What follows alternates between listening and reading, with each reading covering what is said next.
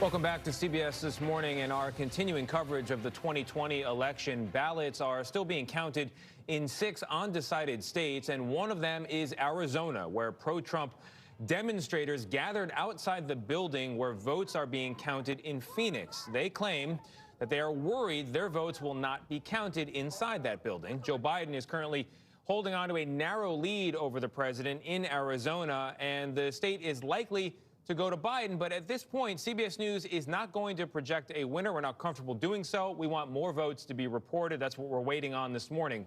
Officials there are still working to make it happen. And Arizona's Secretary of State Katie Hobbs joins us now.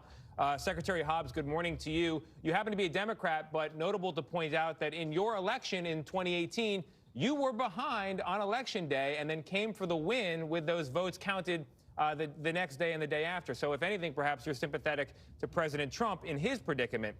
Everyone wants to know, how's the count going and when will it be done? So what can you tell us on that front? Well, the count is going. That is what election officials across the state are spending day and night doing right now, is making sure that we're getting all of those outstanding ballots counted. By my really early calculations this morning, we're just under 450,000 outstanding ballots left across the state. The bulk of those, Maricopa County, just under 300,000. Maricopa County gave us an additional 100,000 or so, actually a little bit more than that yesterday. So if that's the pace they're going, I think we should have a good indicator of where we're at, late tomorrow. And go ahead. Well, I was going to say that it's very narrow there in Arizona. And in the first batch of votes that came out last night, President Trump had the advantage, and some were suggesting he could really make up this difference. From what you're seeing and where these votes are coming from, what kind of votes they are, do you think the president has a viable path and could win the state of Arizona? Well, it's just really hard to say. The bulk of the ballots that are remaining to be tabulated are early ballots that were received by county election officials Monday or Tuesday. So they could be coming from anywhere in terms of geographical area. They still have to, they're in the process of being signature verified so that they can be tabulated. And I know that they're very focused on making sure that those get done. So every time we bug them for this data, like where are these ballots coming from, it keeps them from doing that. So it's really, really hard to say, these are the areas where these ballots are coming from, because people can drop their ballot off wherever it's convenient for them, and it doesn't necessarily indicate where they live. Secretary Hobbs, let's talk about the protesters for just a second. We just saw them in the video before we came to you. Are you concerned that their presence will affect the ability for the people to continue with the counting? I would imagine that it could be very disconcerting. Well, their presence, honestly, is a distraction.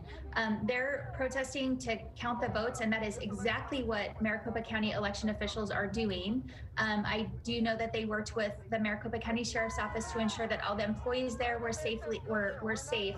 I'm not sure their objective, but we're going to keep counting the ballots. That's what we're required to do by law. In addition, we were hearing reports from members of Team Trump, including his son, that said that some of the ballots were filled with Sharpies, and that's a problem. I mean, it sounds so silly even asking you this question, but can you address Sharpie Gate if you could? What does that mean, and how is that shaping up? Well, I've talked more about markers in the last couple of days than I hope to ever again in my life, but this is absolutely a non-issue.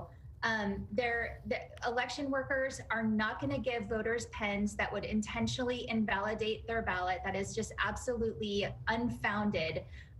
They were given them for specific reasons. The tabulators can read them. Even if the tabulators can't read your ballot, then we have ways to count them. Every single validly cast ballot, regardless of the pen that you used, is going to be counted. Secretary Hobbs, the Trump campaign has brought legal challenges in other states to stop counting. Are you prepared in the event they do that in Arizona? Absolutely, we're prepared, but quite honestly, there's no legal ground for us to stop counting ballots. We don't have a postmark deadline in Arizona. Our ballots have to be received by Election Day. Those are the votes we're counting. There's really no legal basis to stop counting. Secretary Hobbs, just one quick question, I think to reassure people of what's going on in that room there in Phoenix. The protesters are concerned that there are markings, that the Sharpie could let the election workers know where the ballot may have come from and then throw out Trump votes. So what safeguards are in place? Is it a bipartisan situation inside that room to make sure there's no funny business?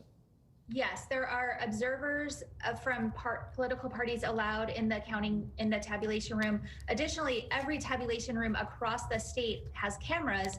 Anyone can go online to the election office in any county and view the proceedings while they're happening. Wow. And that's all the time.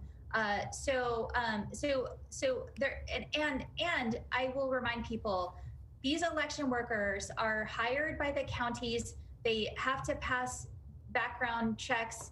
They are beholden to uphold the laws of the state, and there are criminal penalties associated with any kind of ballot tampering, which is what they are suggesting might be happening.